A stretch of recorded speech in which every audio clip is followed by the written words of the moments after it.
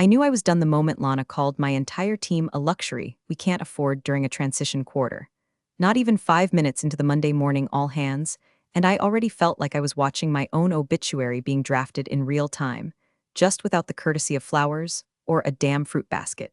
She was on screen from the San Mateo office, that permanent smirk plastered on her face, like someone who thought smugness counted as strategic leadership.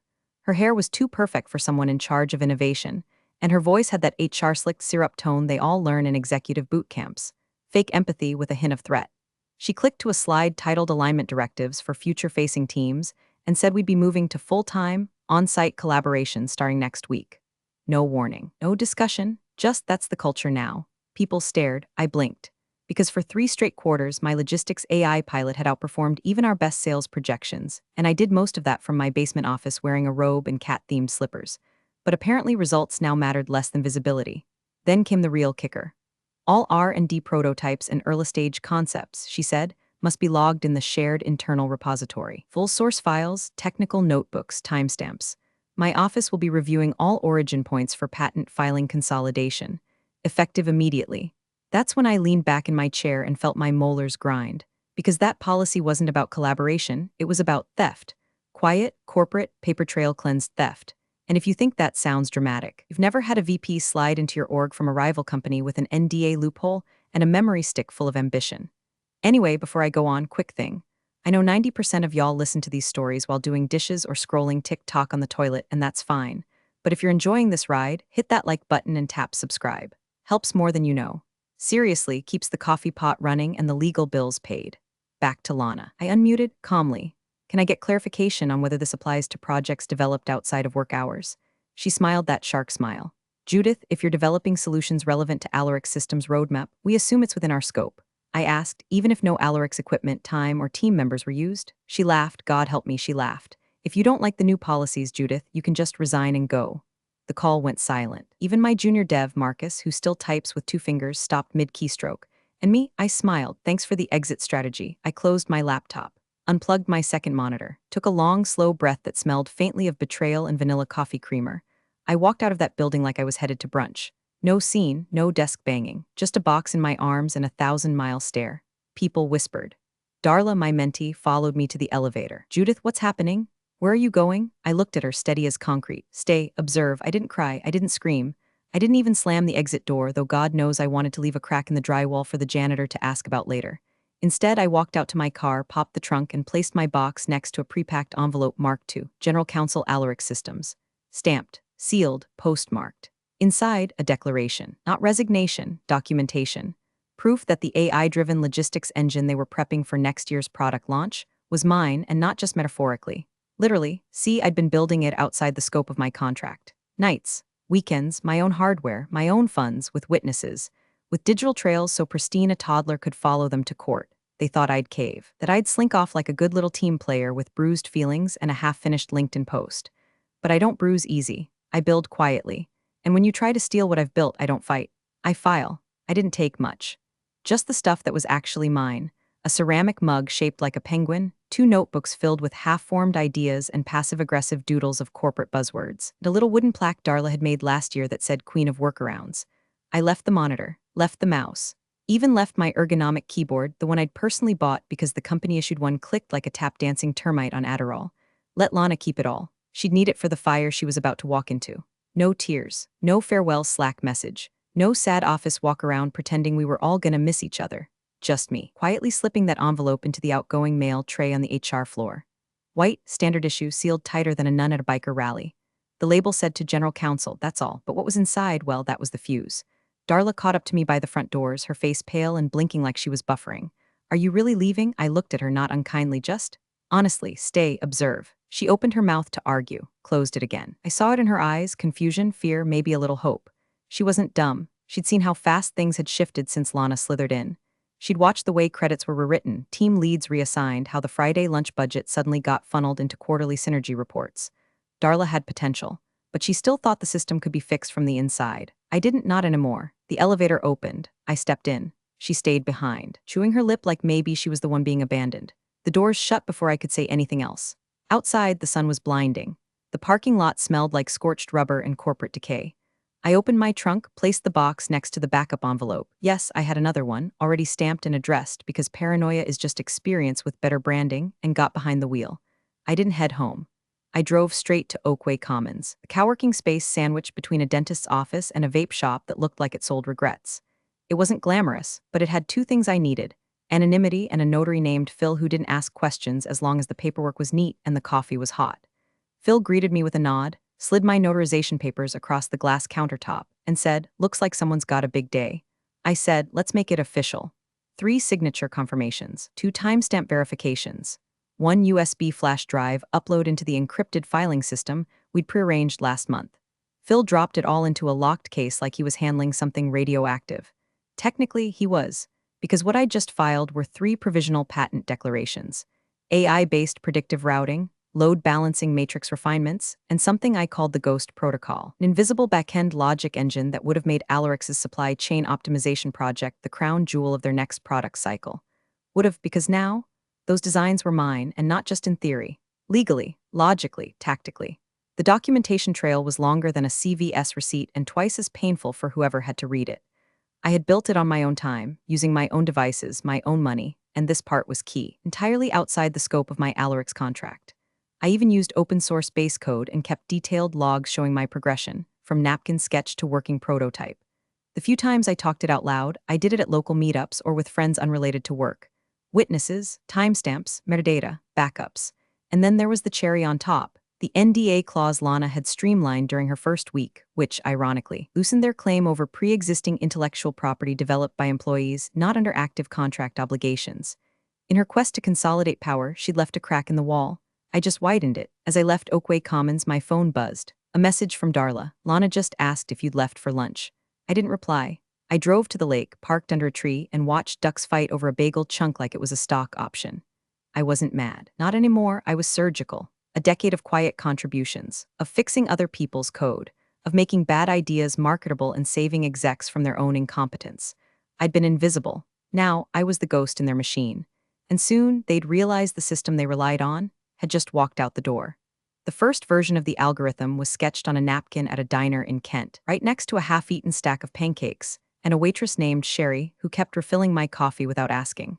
It wasn't elegant, just loops and nodes and arrows scribbled in black ink, but it was the moment I stopped being an employee and started being something else entirely: a builder no longer interested in being robbed. That was 11 months before Lana ever stepped foot in Alarix Systems. 11 months before she'd start stripping my name off slide decks and pretending team-based ideation meant stealing credit from the quiet ones. I hadn't started building it out of spite. I'd started because I saw the writing on the wall. Hell, I'd painted the damn wall. The company wanted speed, not precision. Hype, not substance. My proposal for a predictive routing engine that adjusted in real time based on historical delivery patterns and environmental disruptions. Too in the weeds, they said. Too complex for sales to understand, so they shelved it. I didn't. I went home, opened my personal laptop, different machine, different network, no trace of Alarix, and started building. Line by line, logic loop by logic loop, I stitched together something that worked. Quietly, cleanly, legally. Every Git commit had a timestamp. Every backup uploaded to encrypted storage. I even emailed digest logs to myself weekly, using a personal account registered to a name variation I'd used in grad school. And once a month, I met with an old college friend, Ravi, now an adjunct professor at a community college, to walk through the progress. He signed off as a third-party witness on progress forms I kept notarized. Paranoid? Maybe. But in this world, paranoia is just foresight wearing work boots. 6 months in, the routing algorithm was no longer just a theory. It was a functioning skeleton. I tested it against mock data pulled from open-source shipping datasets. The results were so efficient they made Alarix's existing logistics framework look like a kid playing with Legos blindfolded. So I scheduled a meeting. Not with my manager, not with my director, with someone outside the glass box, Eliza Trent, no-nonsense IP attorney who used to work with mid-tier defense contractors and looked like she'd gone 10 rounds with 4 different patent trolls before lunch. I laid out everything: logs, backups, timestamps, offsite development proof, even a video of me building a core module with a time and date watermark on the screen and a local radio station playing in the background. Eliza didn't blink. "These are yours," she said. No question. She drafted the filings: 3 separate provisional patent applications, the routing optimization engine, the fallback redundancy logic that triggered based on delivery anomalies, a dynamic resource balancing system I called Ghost Protocol because it moved data so silently even sysadmins would miss it, filed under my personal name, no corporate ties, no ambiguous language that might let Alaric sneak in through a backdoor. Eliza triple-checked every clause, and just to be sure, we timestamped the filings through a separate independent archival network, legally overkill but emotionally satisfying. I didn't tell anyone at work. Why would I? It wasn't for them. Then Lana arrived, like a cheetah in a boardroom full of mice, thinking speed and power made her untouchable. She announced Alarix would soon launch a new AI-driven logistics intelligence suite, and I nearly choked on my lunch. They were using my foundation, not just inspired by, built on. And what they didn't know, what no one in that tower of recycled buzzwords and ego inflation knew, was that the moment they hit compile on the demo version, they'd already stepped onto a legal landmine. Because every core dependency in that code, every logic sequence, every backbone decision tree that made it intelligent, was now protected. By law, not because I was vengeful, because I'd lived through enough office betrayals to know that silence only protects the thief. So I stopped being silent. I became precise. And precision, my friends, cuts deeper than rage ever could. They called it Project Apex, which already made me want to gag. As if slapping a dramatic name on a bundle of half-understood algorithms could turn duct tape into a Tesla. Lana stood up at the all-hands that Friday and declared with her trademark breathless enthusiasm, "Be unveiling Apex at the Midwestern Tech Frontier Summit. This is our moonshot. Moonshot, right." I watched the clip of that meeting later, someone having sneakily recorded it and sent it to me with the caption, "Guess who thinks she invented oxygen?" Apex was supposed to be the crown jewel. A next-gen logistics intelligence engine that would predict delivery disruptions, self-heal backend failures, and optimize entire networks on the fly. Basically, what I'd been building. Only now, duct taped together by a team that didn't know which parts I had intentionally never documented. Because here's the dirty little truth about real innovation. Not everything lives in Git. Sometimes the most crucial pieces live in your head, in shorthand notes on legal pads, or in 5-line Python scripts you never commit because you know exactly how they'll be stolen if you do. Lana didn't know that. Or maybe she did and just didn't care. The summit was 3 weeks away. Her team started scrambling, late nights, Slack threads on fire, frantic requests for vendor credentials no one could locate because I had them memorized, not saved. One junior dev named Byron, sweet kid, used to ask if I'd proofread his code comments, flagged something weird on the second Friday of the sprint. "This routing module," he said in a thread, "has a Git origin that predates the Apex repo by 4 months. Looks like it was forked from a sandbox repo before the integration policy even existed." Silence. He followed up, "Should I rewrite from scratch, just to be safe?" Lana's reply came 18 minutes later. "We're under deadline. Keep moving. Deadlines over details. Always." Byron DM'd a friend of mine 2 days later, asking quietly if anyone had seen the original documentation. He said half the function calls weren't returning expected outputs, and some of the backend balancing protocols were just stubs, placeholders, empty code meant to be filled in later. Except I hadn't left placeholders. I'd removed the real logic and replaced it with shell functions before I left, not maliciously, just as a safeguard.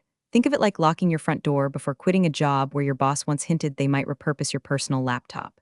Meanwhile, internal comms kept pumping out bright, chirpy messages like Apex, bold, brilliant, built for the future. They scheduled mock press interviews. PR drafted taglines about next-level disruption.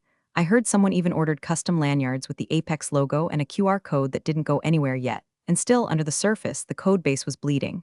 Automated test coverage dropped. Delivery simulations buckled under synthetic stress loads. They tried reassigning tasks to new contractors, but nobody could reverse engineer the logic engine without hitting conflicts. Then came the whisper, just one whisper. A message forwarded to me anonymously from someone inside the data team. "Hey, wasn't this part of Judith's sandbox project? Thought it was still an independent dev." No one said it publicly. Not yet. But the doubt had been seeded. Lana, to her credit, kept her smile on. She stood in meetings talking about phase convergence and AI-native synergies like someone who'd memorized a word cloud and mistook it for a blueprint. She brushed off every concern with a dismissive wave, claiming this is how innovation feels, messy but magical. It didn't feel magical. It felt like a bomb counting down, one missed test case at a time.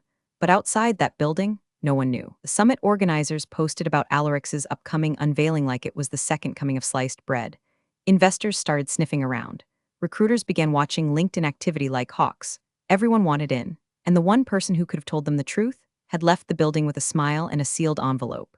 The tension was growing, but the real show hadn't even started. It started with a phone call to legal that nobody took seriously at first. Karen from General Counsel forwarded it to a paralegal with a shrug and a subject line that read, "Patent drama. Can someone look?" No one raised alarms. No one broke a sweat, because in their minds I was still just Judith from R&D. Reliable, introverted, non-threatening Judith, who brought lemon bars to staff birthdays and took notes during meetings no one else bothered to attend. The cease and desist came on Alaric's letterhead, but not theirs, mine. It landed in the GC's inbox at 7:42 a.m. on a Monday, filed by Eliza Trent, my IP attorney, with all the warmth of a guillotine drop. The subject line read, "Immediate halt of infringing activity patent interference notification, case ID, hash 548 to 92J." It was 6 pages long, single-spaced, citing specific components of the Apex platform that directly overlapped with provisional filings under my name. She even included annotated screenshots of the GitHub commits from Alaric's demo repo and timestamp comparisons with my notarized submissions. It wasn't vague. It wasn't a warning shot. It was legal carpet bombing. By 10 o'clock a.m., Lana had been pulled into a conference room with 2 attorneys and a project liaison from product. I was told she laughed, actually laughed, and said she's bluffing. Provisional patents don't mean anything until they're finalized. They're just placeholders, bless her heart. Because right about then, the second letter arrived, straight from the United States Patent and Trademark Office. It confirmed that 3 provisional patents filed under Judith A. Harlow had been formally logged and accepted as of 5 weeks prior. Patent interference statutes were now in effect under Title 35. Any continued use, demonstration, or marketing of the protected concepts, especially in a for-profit context, would constitute willful infringement. That part mattered. Willful is legal dynamite. It meant they couldn't play ignorance anymore. It meant damages could triple. The GC's tone shifted from eye rolls to grim silence. Emails flew like confetti in a wind tunnel. The CTO's assistant accidentally CC'd half the engineering team on a message that said, "What the hell do you mean we can't use our own code?" Followed immediately by a please delete retraction. One of the UX designers posted a panicked thread in a private Slack channel. "If Judith filed this before the Apex repo went live, are we totally screwed?" Someone replied with a gif of a dumpster fire on wheels. But the real panic didn't hit until they traced the back-end architecture of Apex and realized it wasn't just inspired by my routing system, it depended on it. The logic tree, the real-time balancing triggers, even the fault detection loops, they weren't just similar. They were identical because they were mine. There was no in-house variation, no accidental overlap. Apex was my work, gusset up with a new name and rebranded for an audience that had no idea it was built on someone else's blueprints. Someone who'd been careful, patient, quiet, until now. Lana doubled down. She stormed into an emergency stand-up and said, "This is a scare tactic. We're not pulling anything. The summit is in 10 days. We've already booked the booth. PR's involved. She's not going to tank her own career over a technicality." Oh, Lana, you thought it was a game. But I wasn't bluffing. I wasn't emotional. I wasn't even mad anymore. I was strategic, and I had just flipped the switch. Over the next 48 hours, a quiet war erupted inside Alaric's. Legal pulled engineering files. Product halted demo prep. The COO demanded a full audit of Apex's codebase. 2 contractors quit outright, saying they didn't want to get dragged into an IP lawsuit. And someone, probably Byron, leaked part of the cease and desist letter to a tech forum under a burner account. The headline the next morning, "Ex-engineer slaps employer with patent interference warning." Summit demo in jeopardy. It hadn't gone public yet, but the story was breathing, circulating, and inside Alaric's, the walls had started to creak, because the woman they pushed out wasn't just bluffing. She'd already built the case. Now, she was watching them walk right into it. The air at the Midwestern Tech Frontier Summit smelled like burnt espresso and desperation. Lana arrived at the convention center in a tailored blazer the color of overconfidence and heels that clicked like punctuation marks. Her entourage, 3 engineers, 2 marketers, and 1 poor intern named Celeste, trailed behind her like ducklings following a freight train. They wheeled in branded banners, tote bags, lanyards, and a demo rig preloaded with the Apex platform. Booth hash 207 was theirs. Center row, right across from 2 competitors who'd already posted teaser videos about predictive fleet optimization, one of the same fields Apex was supposedly going to revolutionize. The cease and desist? Ignored. The provisional patent confirmation? Brushed aside. The internal emails begging for caution? Dismissed. Because Lana had a mantra, and she kept saying it like an incantation. The patents are provisional. They mean nothing. She said it in the elevator. She said it during the setup. She even said it twice while getting mic'd for the live stream panel where she'd be debuting Apex in front of investors, journalists, and half the Midwestern logistics tech scene. Inside the Alaric's booth, the tension could have sliced through steel. The demo laptop was connected to a secondary monitor. 2 techs hovered near it, doing last-minute checks, trying not to sweat through their polos. Byron looked like he hadn't slept in days. The code had been partially rewritten in a rush, logic functions scrambled to avoid triggering any direct conflict with my filings. But it was like trying to duct tape a dam with wet receipts. "Everything ready?" Lana asked, smiling too wide, her voice just a pitch too high. One of the contractors gave a thumbs up without looking her in the eye. The lights dimmed for the product showcase panel. Corporate MC introduced Lana as one of the most forward-thinking voices in logistics innovation today, and I swear, even the camera guy looked confused. She walked up to the podium, gave her pitch. It was slick, full of buzzwords and vague promises. She gestured toward the screen, and now she beamed, "We'll show you how Apex is changing the game live." The audience clapped. The lights focused on the screen, and for about 20 seconds it worked. The map loaded. The simulated shipments began to auto-route. Numbers danced, routes blinked. Applause started to build, then the engine buckled. The screen froze. A red warning popped up: unhandled exception, null logic route reference. Byron lunged toward the laptop, hands flying across the keyboard, but it was too late. The simulation spiraled. Shipment ETA fields turned to zeros. The dynamic routing engine collapsed. The fallback logic kicked in and failed. Because the fallback logic was never there. It had never been there, because I had removed it months ago. One of the engineers muttered, "Why is the balancing script empty?" And then, loud enough for 3 rows to hear, a third-party contractor stepped forward and said what no one else dared. "We couldn't legally use the original code. It's flagged for IP conflict." Dead. Silence. On stage, Lana froze. She tried to speak, and cleared her throat and gestured to the screen like maybe wiggling her fingers would magically fix the crash. The coup, standing behind the booth wall, leaned in and whispered into her headset, "We can't go live with this." She didn't respond. She couldn't. Her eyes darted across the audience, investors scribbling notes, competitors smirking, a regional tech journalist already typing something on his iPad. A full minute passed before she finally said, voice cracking just slightly, "Looks like we're having some technical difficulties." The audience clapped politely, the way you do when someone forgets their lines in a high school play. Backstage, the Alarix team scrambled to unplug the rig. Byron yanked the HDMI cable like it had personally betrayed him. The intern cried in a bathroom stall 20 minutes later, overheard whispering, "I think I just watched a career implode." Meanwhile, Lana paced, tight circles, staring at her phone like the screen would offer a lifeline. It didn't. Her confidence was cracking. Her armor, PR polish, ego, denial was starting to peel because she hadn't just ignored the warnings. She'd built her entire public relaunch on top of stolen bones, and now those bones were crumbling. The product wasn't viable. The audience wasn't impressed, and the only person who could have stopped the collapse wasn't there. She was watching from across town. She wasn't bluffing. The debrief room was cold, not temperature-wise, just cold in that sterile, corporate way. Windowless, fluorescent beige walls pretending to be modern.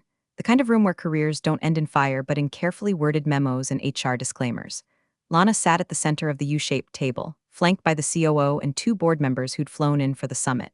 Her phone was face down. Her voice, for the first time since she arrived at Alarix, was absent. They didn't even give her a coffee. The COO opened the session with a forced throat clear and mumbled something about navigating unexpected friction. No one laughed. Byron wasn't invited. Neither were the engineers. This was no longer about innovation or product cycles. This was now about liability. 3 minutes into the meeting, the door opened, and in walked Eliza Trent, my attorney, like a storm in a tailored black blazer. She didn't ask permission. She didn't introduce herself. She just walked straight to the head of the table, set a thick manila envelope in front of General Counsel Karen, and said, "Calm as sunrise, Judith Harlow sends her regards." Karen, confused, looked to the board for guidance. The older one with the tortoiseshell glasses gave a tiny nod. Eliza took a step back and crossed her arms. Karen opened the envelope. First, a printed spreadsheet of logs, commits, backups, sync reports, all with metadata confirming origin, timestamp, and development device IDs. Every line of code Lana had claimed belonged to Apex had been written months earlier by me, on a machine registered to my name outside Alarix's network. Second, a notarized affidavit from Ravi, my witness. Dated, stamped, clear. Third, a small USB drive labeled Audio January 17 R&D Reorg. Karen plugged it into her laptop, pressed play, and there it was, Lana's voice, crisp and undeniable. "If you don't like the new policies, Judith, you can just resign and go. A beat, you'll be fine. Honestly, your stuff is probably too technical for Apex anyway." A longer pause followed by a chuckle. "Once it's in the system, it's ours. That's how it works." The room went still. Liza let the silence sit. Let it marinate. Then she said, because Miss Harlow left Alarix Systems before project submission, and because her work was done independently, with no use of company time, equipment, or collaboration, and because she retained third-party witnesses and documented her development trail meticulously, Alarix holds no claim, no rebuttal. Karen shut the laptop slowly, like it might explode. The older board member turned to Lana. His voice was low, but the words cut like wire. "Did you verify any of this before announcing Apex?" Lana opened her mouth. Nothing came out. The COO stared down at the table. One of the board members leaned back, exhaled through his nose like someone trying not to say, "I told you so." Eliza reached into her bag and handed Karen a single-page summary. It was a legal statement of acknowledgement and requested retraction. Alarix's agreement to cease all use of the disputed systems, refrain from referencing Apex in marketing materials, and release a public clarification. There was a blank signature line. Karen didn't ask questions, she just set the page in front of the board. No one defended Lana, no one argued, they just stared, because the truth wasn't fuzzy anymore. It wasn't debatable or wrapped in interpretation. It was filed, time-stamped, admitted to on record. Now they were caught. By a woman they thought was dispensable. A woman who didn't fight with emails or pleadings or escalations. A woman who said, thanks for the exit strategy and left, then came back with a legal kill shot tucked in an envelope. Lana didn't speak for the rest of the meeting. She just sat there, silent, pale, and very, very small. They didn't even call her in. The board convened in the main conference suite at 9 a.m. sharp the next morning. Lana's name wasn't on the invite list. Her office door remained shut, her chair conspicuously empty, and her Outlook calendar went dark. She was still in the building, apparently, sitting somewhere down in HR with a lawyer and a coffee she wasn't drinking. But upstairs, decisions were being made. The first was simple. Apex was dead, not rebranded, not shelved, dead. A quiet bullet to the temple, executed by unanimous vote. The board didn't even pretend to salvage it. There were too many eyes now, investors, journalists, competitors, waiting to pounce on any misstep. And trying to salvage Apex would only lead to one place, court. The second decision came with fewer words. Motion to revoke all admin access associated with VP Lana Reiser, effective immediately. No debate. The CTO slid his tablet across the table to IT. Within seconds, Lana's badge pinged inactive in the system. She wouldn't know it yet, not until she tried to access the elevator. Maybe not until she got back to her office and found her login rejected, but it was done. Then, a quiet but purposeful shuffle of papers. Karen from legal passed around a newly drafted memo titled, IP Attribution Update, Apex Logic Framework. Inside, it detailed, without fanfare, that the core intellectual property once dubbed Apex had been traced to former employee Judith A. Harlow. It included a statement of acknowledgement, dated and signed by both legal and compliance, and requested that all internal documentation reflect this correction moving forward. It didn't say her name with reverence, just with certainty, and that was more than enough. 2 floors below, someone was updating the internal wiki. Another was pushing a memo to PR, drafted with the usual corporate vagueness. We thank all contributors for their efforts and remain committed to ethical innovation. But the real fire started off-site. A freelance tech journalist, one I'd spoken to off the record 2 weeks prior, published the piece before lunch. Ex-engineer outsmarts employer in patent surprise. How one woman's documentation took down a flagship product. It wasn't sensational. It didn't need to be. The headline alone was enough. My inbox exploded. By 2 p.m., I had 4 recruiter messages with the subject line saw the article eyes and one from a startup CTO that read, if you're even thinking of doing this again, I want in. My LinkedIn lit up like a slot machine on Red Bull. Likes, shares, reshares. People I hadn't heard from in years were commenting, tagging, reaching out with congratulations dressed up as curiosity. Even Darla messaged me, holy hell, you really did it. I didn't reply. There was nothing to say. I wasn't angry anymore. I wasn't even proud. Just still, because vindication doesn't always come with champagne or applause. Sometimes it shows up in an edited org chart, in a deactivated badge, in silence that wraps around a room full of men who thought they'd never have to learn your name.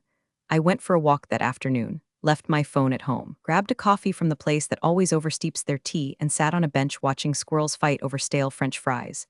Somewhere across town, the same board that once erased me was now rewriting internal documentation with my name in bold. Lana's chair? It would be gone by morning. But mine? They never even realized it had been stolen, until I took it back. The badge was heavier than I expected. Not literally, of course, just symbolically. Clean silver rectangle with Viron Labs etched into the bottom corner and my name above it. Judith A. Harlow, Chief Patent Officer. The receptionist smiled like she'd been told to expect me. She pointed me toward the elevator bank, which opened with a quiet ding and a rush of lemon-scented air conditioning. The building was all glass and clean lines, designed to feel like the future, like something you could trust with secrets and capital. And for the first time in over a decade, I walked into a workplace that wanted me because of what I'd built, not in spite of it. Viron wasn't a startup, not exactly. They were lean but lethal, focused, run by people who understood IP wasn't some box to check, it was the foundation. They'd courted me after the article dropped, made it clear they didn't just want my name on paper. They wanted my system, my discipline, my foresight. It gave me my own floor, not a whole one, but enough of one. A glass-walled suite with a view of the skyline and a quiet hum of servers in the background. First order of business, setting up a patent review protocol so no one in that building ever made the same mistake Alarix did. I hadn't brought much with me. Just the usual, laptop, legal pads, a single framed photo of me, and Ravi eating soft pretzels in grad school. At exactly 9 o'clock a.m., I opened my inbox. 15 NDA forms waiting for my review. 3 internal product proposals with flagged dependencies. A welcome email from the founder titled simply, "Let's build smarter." Across town, same morning, Alarix's new product team was prepping their fallback demo. A stripped-down, less visionary version of Apex they were calling Route IQ.